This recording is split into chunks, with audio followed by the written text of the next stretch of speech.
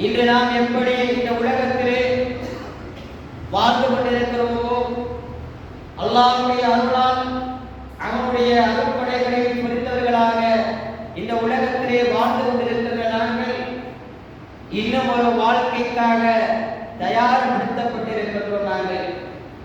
எனவேதான் இறை அருளால் அந்த மரணத்தினுடைய அருள் எப்படிப்பட்டதாக அமைய பெறுகிறது என்பதை பற்றி ஒரு நாள் சிந்திக்க கடமைப்பட்டிருக்கிறோம். இந்த உலகத்திலே சாதாரணமாக பிறந்திருக்கின்ற ஒவ்வொரு மனிதனும் எண்ணுகிறான், இந்த உலகத்தை நான் பிறந்திருக்கிறேன், சுகதேகியாக வாழ வேண்டும், அல்லாஹ்வுடைய அருளை பெற்றுக்கொள்ள வேண்டும், நான் ஒரு செல்வந்தனாக வாழ வேண்டும், அறிவுள்ளவனாக வாழ வேண்டும். இப்படி பல்வேறு விட்ட கோணங்களில் ஒவ்வொரு மனிதனும் தன்னுடைய உள்ளத்தால் சிந்திப்பதை நாங்கள் பார்க்கிறோம். எப்படி மனிதன் தன்னை மறந்து போய் சிந்தித்தாலும் சாதிப்பதற்காக மனிதன் பிறந்திருக்கிறானோ இல்லையோ, சாக பிறந்திருக்கிறான் என்பதை மறந்து போய் மனிதன் நடமாடிக் கொண்டிருக்கிறார்.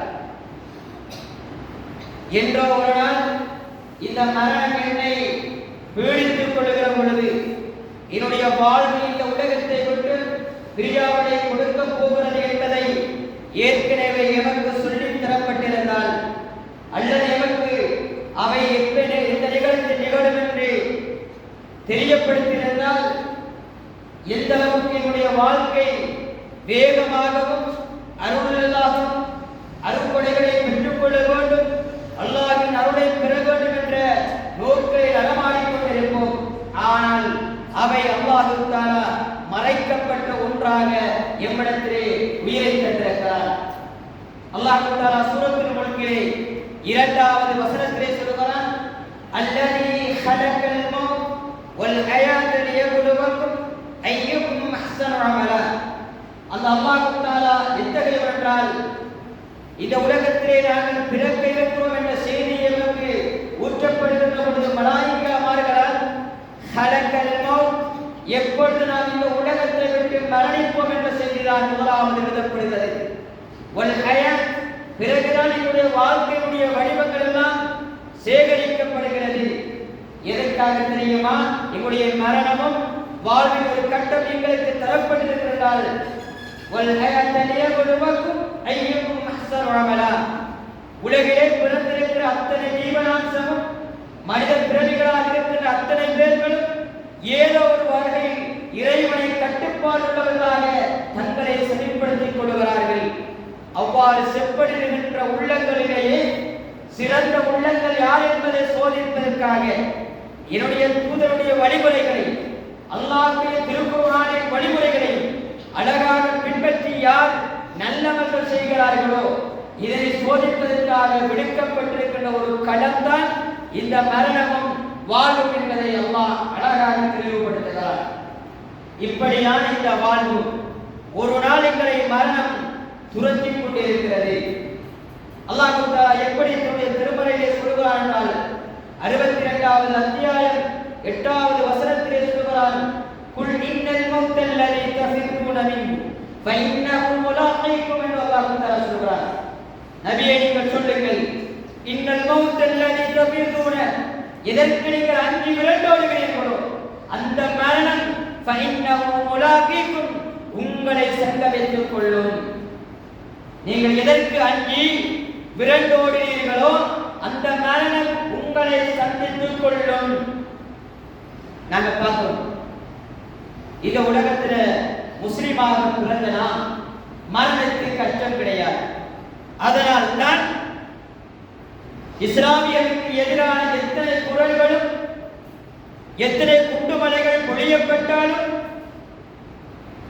எத்தனை அநியாயத்துக்கு மேல் அநியாயம் நடந்தாலும் தங்களுடைய முதுகுகளை நிமிர்த்தி கால்களை நிமிர்த்திக் கொண்டு புறமுதுகு காட்டாமல் தாம் போராடுகிறார்கள் என்றால், போராடி வெற்றி கொள்ளப்படலாம், தோல்வி அடையப்படலாம் என்று இருந்தாலும் என்னுடைய மரணத்துடைய செய்திகள் அத்தனை உள்ளங்களுக்கும் ஷஹீதன் அந்தஸ்தோடு நான் இந்த உலகத்தை விட்டு பிரியாவிடை கொடுக்க வேண்டும் என்பதற்காக மரணத்தின் நேசக்கரம் கொண்டவைகளாக முஸ்லிம் சமூகம் நகர்த்தி கொண்டு செல்வதை பார்க்கிறோம்.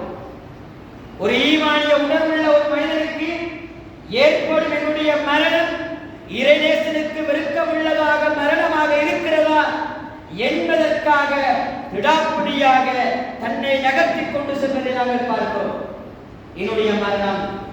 எனவேதான் எத்தனையோ நாடுகளை பார்க்கிறோம். முஸ்லிம்கள் தங்களுடைய இருக்கைகளை விட்டு விரட்டி அழிக்கப்பட்டாலும் பாலஸ்தீன பூமியில் இருக்கிற ஒவ்வொரு மனிதர்களும் நினைக்கிறார்கள், விரட்டி அழிக்கப்பட்டால் என்ன, கொன்று குவிக்கப்பட்டால் என்ன, பிள்ளைகளுடைய இரத்தங்கள் சிந்துவதை கண்டால் என்ன, அத்தனை உள்ளங்களையும் பொருட்படுத்திக் கொண்டும் என்னுடைய மரணம் இந்த உலகத்தை விட பெரிதாக இருக்கிறது, சுமத்தின் பூங்கோலையாக மாற வேண்டும் என்பதற்காக மரணத்துடைய பிடியில் அவர்கள் நடமாடிக் கொண்டிருக்கிறார்கள். அந்த மரணம் உங்களை பிடிக்கும். அவர்களுக்கு மட்டும் மரணம் அல்ல, அந்த மரணம் பூமியிலே உயிர்கள் பிரியாவிடை கொடுக்கப்படுகிற பொழுது நான் ஷஹீதாக மரணிக்கிறேன் என்று ஒவ்வொரு பிள்ளைகளும் தன் வாயால் உடைகிற பொழுது ஒரு செய்தி என்ன தெரியுமா?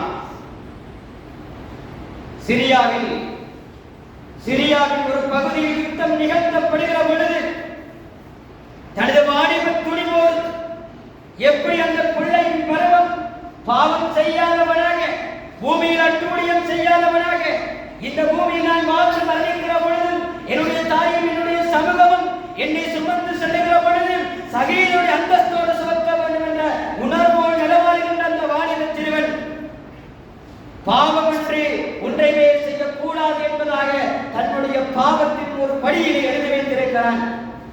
யுத்தத்தின் போதும் நான் பாவமாக செய்த தவறுகளை எண்ணி மனம் மறந்து எழுதுகிறேன் என்று தன் கையால் எழுதுகின்ற 16 வயது நிரம்பிய ஒரு வாலிப துணிவுள்ள ஒரு சிறுவன் எழுதுகிறான். எப்படி தெரியுமா? என்னுடைய மரணம் இப்படித்தான் இந்த உலகத்தை சம்பாதிக்கிறது எழுதுகிறான் பாவமாக. நான் இன்று செய்த பாவம் என்ன தெரியுமா? சனிக்கிழமை ஒரு உதவியாளருக்கு செய்ய வேண்டிய உதவியை செய்ய மறந்து விட்டேன். இந்த யுத்தகலத்தின் போது செய்ய முடியாமல் அது தவறாக எண்ணுகிறேன். அடுத்த நாள் சொல்லுகிறான், ஞாயிற்றுக்கிழமை இறைவனை வணக்கம் செலுத்த வேண்டிய ஒவ்வொரு நாளும் நான் இரா தொழுகைகளையும் இரவு நேர தொழுகைகளை நான் அல்லாஹ்வுக்காக சிறப்பணிகிற பொழுதெல்லாம் அந்த யுத்தகலமாக இருக்கிற பொழுது கொஞ்சம் வேகமாக தொழுது விட்டேன், அது என்னுடைய தவறு எழுதுகிறான்.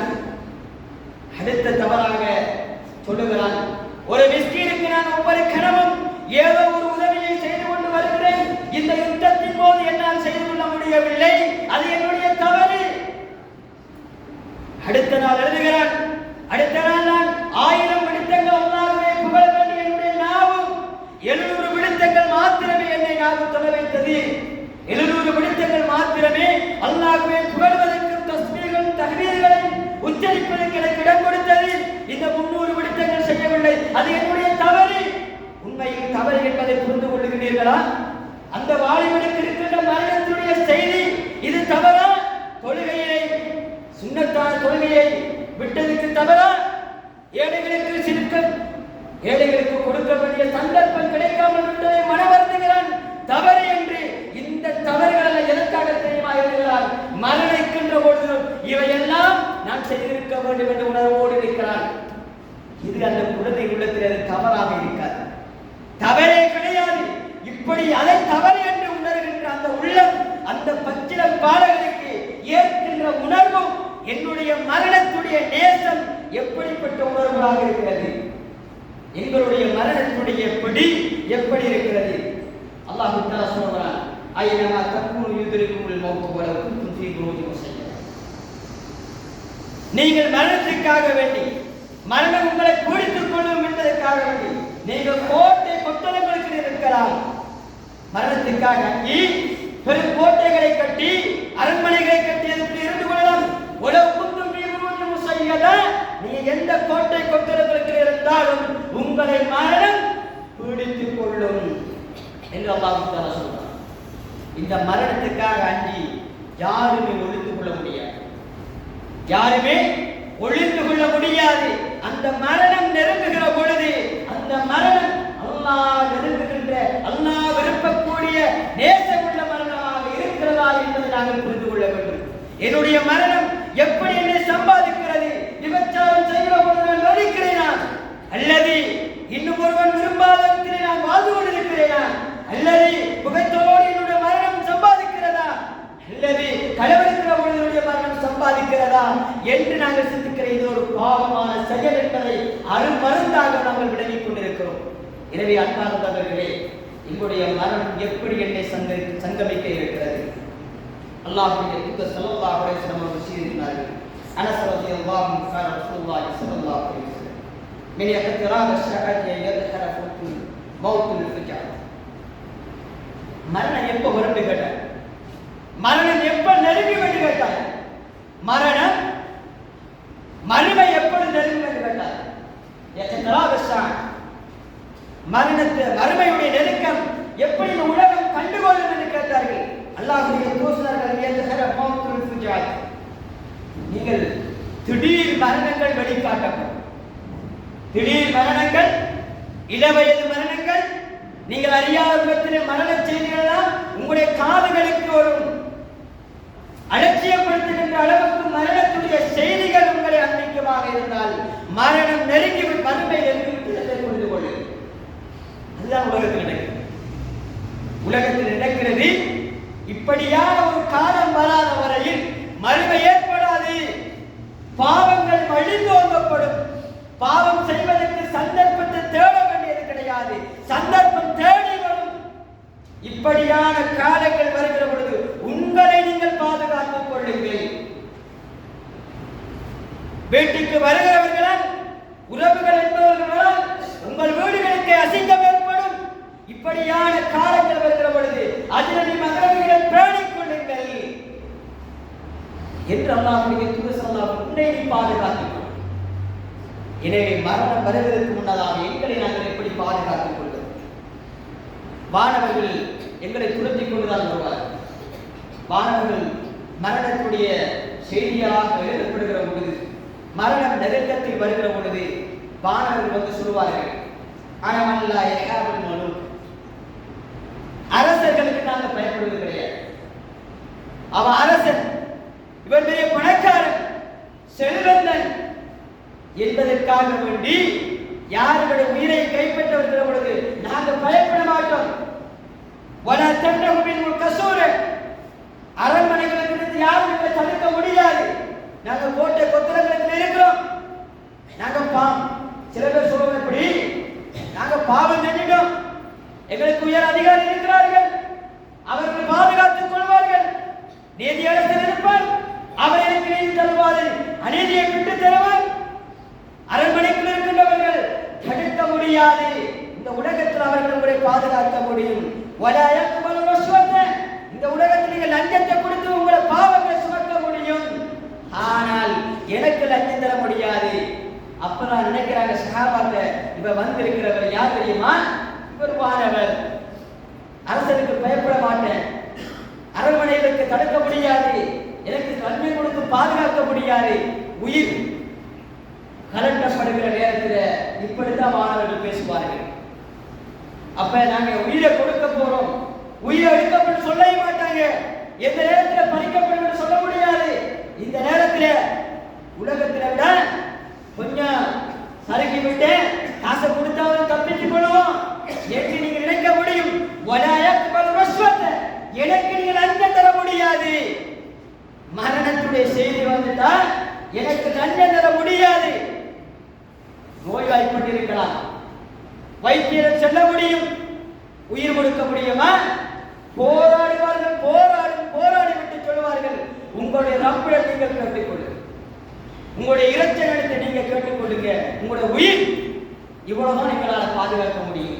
எனவே இப்படியான ஒரு தருணம் வருகிற பொழுது மரணம் எப்படி தெரியுமா சொல்லும்? குள்ளு நஃப்ஸின் தாயிகத்துல் மௌத். நீங்க எல்லாரும் மரணத்தை சுவைக்க வேண்டும்.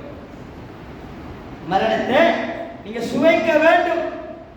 அந்த மரணத்துடைய சுவை இரு கோணத்து நபிகளார் ஸல்லல்லாஹு சொல்கிறார்கள், அது நல்ல ருசியானதாக இருக்கு, எல்லாருக்கும் ருசியா இருக்கு. பாவிக்கு எப்பொழுதும் அது பாவியாகத்தான் இருக்கும். அல்லாஹ்வை அச்சமுள்ளவனாக வாழ்ந்து இந்த உலகத்தை விட்டு பெரியாவடை கொடுக்கிறவர்களுக்கு அவை சுமையாக இருக்கும். அல்லாஹ் தஆலா ஏன் சுமை என்று சொல்கிறான்? இந்த உலகத்தை நாங்க பார்க்கிறோம். ஒரு குடும்பமாக இருந்தா மனைவி சமைச்சிட்டு சொல்லுவா, என்ன இப்படி சாப்பாடு எப்படி இருக்குது, இன்றைக்கு ருசியா இருக்குது, இது ஒவ்வொரு நாளும் ஒவ்வொரு விதமான ருசியை நாங்கள் சமைக்க முடியும். மரணத்துடைய சுவை ஒரு முறை சுவைக்க போகிறீர்கள். ஒவ்வொரு ஆத்மாவும் மரணத்துடைய சுவையை சுவைத்துத்தான் ஆக வேண்டும். அந்த சுவை எப்படிப்பட்டதாக இருக்கிறது, எப்படிப்பட்டதாக இருக்கும் என்றால் அல்லதீன தத்தவஃபாஹுமுல்லாஹ் மலாயிகத்து ஸாலிமு அன்ஃபுஸிஹிம்.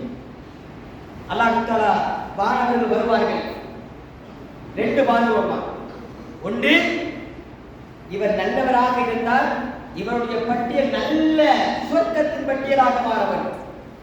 இன்னொரு வானவர் வருவார், இவர் அநியாயத்துக்கு மேல் அநியாயம், அட்டூழியத்துக்கு மேல் அட்டூழியம், அகம்பாவம், கௌரவம், அதிகாரமிக்கவனாக இந்த பூமியிலே நடந்து கொண்டிருந்தார், இவருடைய பட்டியலை நான் சேமிக்க வேண்டும் என்று வருவார். ரெண்டு வானவர்கள் வந்து சொல்வார்கள், லாலிமு அன்ஃபுஸிஹிம், தங்களுக்கு தாங்களே அநியாயம் செய்து கொண்டவர்கள் யார்? தங்களுக்கு தாங்களே அநியாயம் செய்து கொண்டவர்கள் யார்? நாங்கள் நினைக்கிறது என்ன, அநியாயம் என்றால் ஒருவருடைய பொருளை களவெடுத்தல் அநியாயம், சிலைகளை மலைகளை வணங்கினால் அநியாயம், அல்லாஹ்வுக்கு அநியாயம் செய்கிறார். அவர் மட்டும் அநியாயம் அல்ல, முஸ்லிமாக பிறந்து வாழ்கின்றவர்கள் அல்லாஹ்வுக்கு கட்டுப்பட்டு நடக்காமல் தங்களுக்கு தாங்களே அநியாயம் செய்து கொண்டவர்கள் இவர்கள் தான். இவர்களுடைய உயிரை நான் கைப்பற்றுவதற்கு வருகிற பொழுது அவர்கள் பேசுவார்கள், சமாதானம் பேசுவார்கள், வந்து அமர்ந்து கொண்டு சொல்வார்கள், நாங்க எதுவும் கெட்டது செய்யவில்லையே மாணவர்களே, நாங்க எதுவும் கெட்ட செய்யவில்லையே. அல்லாஹ் தஆலா சொல்வான் பதிலளித்து, பல அவ்வாறு இன்னல்லாஹ அலீம் பிமா குன்தும் தஅமலூன், நிச்சயமாக நீங்க செய்து கொண்டிருந்த எல்லாம் எங்களுக்கு தெரியும், வாயை மூடிக்கொண்டு இருக்க என்று வானவர்கள் சொல்வார்கள், அறிஞர்கள் சொல்வார்கள். அப்பதான் சொல்வார்கள், அநியாயக்காரன் அநியாயம் இழைத்து சொல்லுவான், ஆலு ஃபீம குன்தும் அக்வாலு மா குன்னா நஸ்தஆஃபீன. அவர்கள் எப்படி தெரியுமா சொல்வார்கள், ஆலு ஃபீம குன்தும், நீங்க எங்கப்பா இருந்தீங்க, ஆலு குன்னா நஸ்தஆஃபீன ஃபில் அர்தி, இந்த பூமியில நாங்கள் எல்லாம் அநியாயத்துக்கு மேல அநியாயம் செய்தவர்களாக இருந்தோம், எங்களோடு இருந்தவர்கள் அநியாயம் செய்தார்கள், அதனால நாங்களும் பலவீனப்பட்டவர்களாக இந்த பூமியிலே அவர்களோடு சேர்ந்து அநியாயக்காரனாக மாறிவிட்டோம், எங்களை உயிரை இப்ப கைப்பற்றிக் கொள்ளாதீங்க. அல்லாஹ் தஆலா கேட்பானாங்க, இந்த பூமியில நீங்க வாழ்கின்ற கொஞ்ச இடம் தான் இருக்குது, நீண்ட விசாலமாக்கப்பட்ட பூமி, நல்லவர்கள் வாழ்ந்த இடங்களை நோக்கி, நல்லவர்கள் இருக்கிற இடங்களை பற்றி, நல்லவர்கள் பேசுகின்ற இடங்களை பற்றி, நல்லவர்கள் சேர்கின்ற இடங்களை பற்றி நீங்கள் சென்றிருக்க வேண்டாமா? இந்த கயவர்கள் கூட்டம் தான் உங்களுக்கு உத்தரவாக இருந்தது. நீங்க பேசுகின்ற வார்த்தைகள் எல்லாம் வெறும் வார்த்தைகள் அவர்களுக்கு சொல்லப்படும். எங்காவது சென்று நீங்கள் மன்னித்திருக்க வேண்டாமா, நல்லது செய்திருக்க வேண்டாமா? நீங்கள் அவ்வாறு மரணிக்கிற பொழுது ஜஹன்னம் நிரந்தரமாக ஒதுக்கப்படுகின்ற ஒரு நரகத்துக்கு நீங்கள் செல்லுங்கள் என்று வானவர்கள் உயிரை கைப்பற்றுவார்கள். எனவே அவ்வாறான உயிரை என்னை கைப்பற்றப் போகிறதா என்பதை ஒரு கணம் சிந்தித்து எங்களுடைய வாழ்க்கையை நாங்கள் நகர்த்துவதற்கு அல்லாஹ் தஆலா நல்லவர் பாருங்கள்.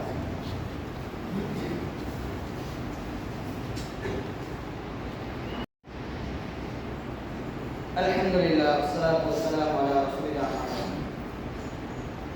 அன்புக்குரிய இஸ்லாமிய சகோதரர்களே, அல்லாஹ்வின் நல்லடியார்களே, உண்மையில் நாங்கள் ஒரு சொற்ப காலம் என்று இந்த உலகத்திலே வாழுகிற பொழுது எதற்காக வாழுகிறோம் என்பதை புரிந்து கொள்ள வேண்டும். இந்த உலகத்திலே நாங்கள் ஷைத்தான் எங்களுக்கு எப்பொழுதும் தூண்டுதலாக இருப்பான். இந்த உலகம் சொர்க்கமாக பார்க்கிறோம், அது ஒரு காவிர்களுக்காக இருக்கு. உண்மையான இறைநேசம் உள்ள ஒரு அடியானுக்கு இந்த உலகம் ஒரு சிறைச்சாலையாக பார்க்கும். நீ எங்குதான் மறைந்து போயிருந்தாலும், உன்னை பார்க்காமல் யார் இருந்தாலும் என்னை படைத்த ரப்பு என்னை பார்த்துக் கொண்டிருக்கிறான் என்ற உணர்வோடு ஒரு சிறைக்குள் வாழ்வதுதான் ஒரு மூமினுடைய கடன். அதுதான் சிறையாக இருக்கிறது. அல்லாஹ் என்னை உற்று நோக்கிக் கொண்டிருக்கிறான் என்ற உணர்வோடு யாருடைய காலெல்லாம் நகர்த்தப்படுகிறதோ அவர் வெற்றி அடைவார்.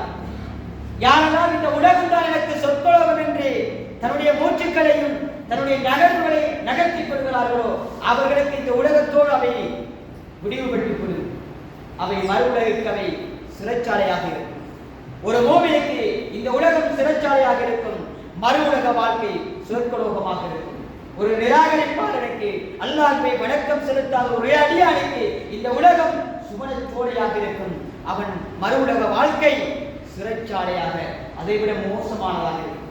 எனவே அன்பார்ந்தவர்களே, என்னுடைய மரணம் வருவதற்கு முன்னதாக இப்படியாக இந்த உலகத்திலே வாழ்ந்து கொண்டிருக்கிற எமக்கு ஹத்தா இதா ஜஅஹதுல் மௌத் கால ரப்பி இர்ஜூனி, உங்கள் ஒருவருக்கு மரணம் வந்துவிட்டால் கால ரப்பி இர்ஜூனி, இறைவா என்னை இந்த உலகத்துக்கு மீண்டும் அனுப்பி விடுவாயா. அவர் அலறுகின்ற அலறல்கள், அவர் பேசுகின்ற பேச்சுக்கள் பக்கத்தில் இருக்கிற யாருமே கண்டுகொள்ள முடியாது. அவன் சொல்லுவான், லஅன்னி அமல சாலிஹன் ஃபீமா தரக்த, கொஞ்சம் விட்டுவிடு, நல்லமல்களை செய்துவிட்டு ஒரு சாலிகானவனாக மீண்டும் இந்த இடத்துக்கு நான் வருகிறேன் என்று பாதவர்களோடு பேசுவார்கள்.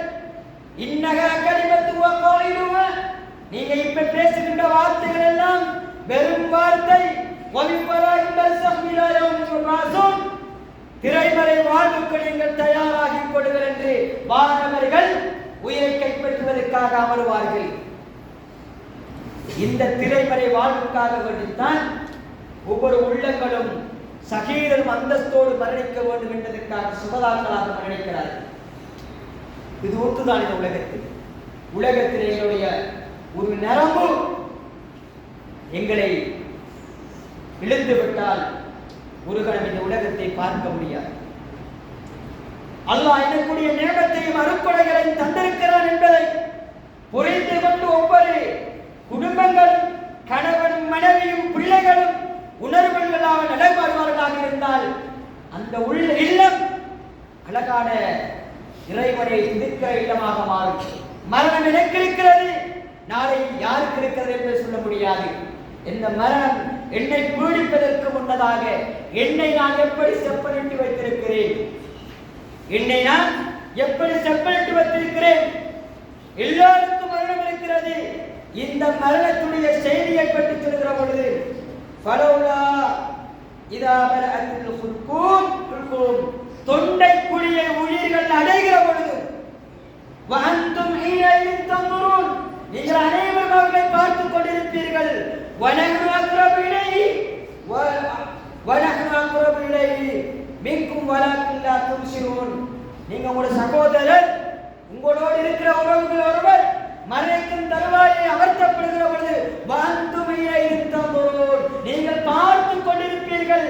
ஆனால் வனஹ்னு அக்ரபு இலைஹி மின்கும், அவர் பக்கத்தில் இருக்கிறவர்களை விட வானவர் நெருக்கமாக இருக்கிறார்கள் என்பதை உங்களால் உணர்ந்து கொள்ள முடியாது. வலாக்கின் லா துப்சிரூன், நீங்கள் பார்த்துக் கொள்ள முடியாது. அல்லா இதா பலகத்தித் தரான், தொண்டை குழியை உயிர்கள் பிரிகிற நேரம் அடைகிற பொழுது வலன்னகுல் ஃபிரார், அப்ப நினைக்கிறார் என்னுடைய மூச்சு முடிந்து விட்டது இந்த உலகத்தை விட்டும். ஒரு கண்டைக்கால் இன்னொரு கண்டைக்காலோடு பின்னி பிணைந்து கொண்டு தடுமாறுகிறார். பார்வைகள் மேலும் கீழுமாக இருக்கிறது. பக்கத்தில் இருக்கிறவர்கள் கண்ணை கசக்கிறார்கள், கால்களை தூக்கி மாற்றுகிறார்கள், கைகளை புரட்டுகிறார்கள். உடம்புகள் அந்த அளவுக்கு மரணத்துடைய சக்கராத்துடைய நிலைமையை உணர்த்துகிறது. அப்ப சொல்லுகிறான், நான் என்ன இந்த உலகத்தில் போட்டாலும் ஒன்றுமே செய்ய முடியாது. இப்ப என்னுடைய மரணம் அல்லாஹ்வை சந்திக்க போகிறது. பலா சத்தக்க, இந்த உலகத்திலே நான் உன்னையுமே உண்மைப்படுத்தவில்லையே, வலா சொல்ல தொலையும் இல்லையே, வலா கித்தவல்லா புறமுதுகு காட்டி பொய்ப்பித்தவனாக இந்த உலகத்திலே வாழ்ந்திருக்கிறேனே, எனக்கு இந்த ஈடேற்றம் கிடையாது. பாவிகளின் உயிரை பலமாக பறித்து செல்லக்கூடிய வானவர் மீது சத்தியமாக நல்லவர்களுடைய அவ்வாபினுடைய நல்ல மனிதனுடைய உயிரை இலகுவாக கலட்டி செல்லக்கூடிய வானவர்கள் மீது சத்தியமாக அவர்கள் போட்டி போட்டுக் கொண்டிருப்பார்கள். போட்டி போட்டு நீந்தி கொண்டும் வேகமாக செல்லக்கூடிய வானவர்கள் மீது சத்தியமாக என்று அருகாமையில் இருந்து கொண்டு ஒவ்வொரு வானவர்களும் மரணத்தின் செய்திகளை ஓதிக்கொண்டே இருப்பார்கள். அல்லாஹ்வுடைய தூதர் ஸல்லல்லாஹு அலைஹி வஸல்லம் அவர்கள் தன்னுடைய அன்பு மனைவி ஆயிஷா ரலியல்லாஹு அன்ஹா நெஞ்சிலே சாய்க்கப்படுகிற போது ஒரு செய்தியை சொன்னார்கள். என் அருமை தோழர்களே, உங்களை நான் என் அஸ்ஹாபிக்கும் என் அருமை தோழர்களே, உங்களுக்கு நான் ஒரு செய்தியை சொல்லுகிறேன். அல்லாஹ் எனக்கு விதித்திருக்கிற ஒவ்வொரு நேர தொழுகைகளையும் நீங்கள் விடுபடாமல் தொழுது வாருங்கள். சொல்லு, நீங்கள் தொழுது கொள்ளுங்கள், விட்டு விடாதீர்கள். நான் அசர் நேரத்தில் இருக்கிறேன். இந்த மரணம் எனக்கு வருவதற்கு முன்னதாக அந்த அசர் தொழுகையை கடற்பேனாக இருந்தால் அதுவும் என்னுடைய மீது கடமையாக்கப்பட்டிருக்கிறது. தொழுகை மரணிக்கிற பொழுது கூட அல்லாஹ்வுடைய தூதர் தொழுகை என்றே இந்த உலகத்தை விட்டு அல்லாஹ்வுடைய இறைநேசம் கொண்ட உள்ளமாக இந்த உலகத்தை விட்டு பிரியாவை கொடுத்தார்கள். அந்த நேரத்திலே சொன்னார்கள், அல்லாஹ்வுடைய தூதர் ஸல்லல்லாஹு அலைஹி வஸல்லம் அவர்கள், அன்பு தோழர்களே, உமர் ரலியல்லாஹு அன்ஹு அவர்கள் நபிகளார் மரணிக்க போகிறார் என்ற செய்தியை கேள்விப்பட்டவுடன் கண்ணீரோடு மூழ்கிக் கொண்டிருக்கிறார். அபூபக்கர் ஒரு கணம் மூழ்கிக் கொண்டிருக்கிறார். யாராவது முகமது நபி மரணித்து விட்டார் என்று சொல்வீர்களோ அவரை என்னுடைய வாளால் வீழ்த்தி விடுவேன் என்று பேரம் பேசிய உமர் ரலியல்லாஹு அன்ஹு ஏன் அப்படி சொன்னார்கள் என்றால், நபிகளாருடைய பிரிவை தாங்க முடியாத உள்ளங்களாக இருந்தது. ஒரு கணவனுக்கு ஒரு மனைவி பிரியாவிடை கொடுக்கிற பொழுது எந்த உணர்வு இருக்குமோ அதை விட உணர்வு உள்ளவர்களாக சஹாபாக்கள் நபிகளார் மீது பாசம் வைத்தார்கள். அல்லாஹ்வுடைய தூதர் சொன்னார்கள், இன்னலில் மௌத்தி சக்கராத், இன்னலில் மௌத்தி சக்கராத், இன்னலில் மௌத்தி சக்கராத். மரணத்தின் வேதனை எல்லாருக்கும் இருக்கிறது, நானும் உணர்கிறேன் என்று அல்லாஹ்வுடைய தூதர் மரணத்தின் பிடியிலிருந்து தப்பித்தவர்களாக இந்த உலகத்தை விட்டு பிரியாவிடை கொடுத்தார்கள். என்றிருந்தால் என்னுடைய மரணத்துடைய செய்தி எப்படி எழுதப்பட்டிருக்கிறது? நான் எப்படி மரணத்துடைய சக்கராத்துடைய நிலையை பாதுகாக்கப் போகிறேன்? என்னுடைய குழந்தைகளை எப்படி வளர்த்திருக்கிறேன்? எனக்காக பிரார்த்திக்கின்ற குழந்தைகளாக இருக்கிறதா? சக்கராத்துடைய நிலைமையில் யோசிக்கிறோமா? லக்கினோ மௌத்தாக்கும் லா இலாஹ இல்லல்லாஹ். மரண தருவாயில் இருக்கிற ஒவ்வொரு மனிதனுக்கும் நீங்கள் லா இலாஹ இல்லல்லாஹ் என்ற கலிமாவை சொல்லிக் கொடுங்கள். இதற்கு பதிலாக எதை ஓதினாலும் செவிடனாக இருக்கிற அந்த மனிதருக்கு நாங்கள் எதை யாசினை ஓதினால் என்ன, எதை ஓதினாலும் அது கேட்க போவது கிடையாது. மரணத்தில் முடிந்தால் உங்களுக்கு அடுத்த கடமை தான் இருக்கிறது.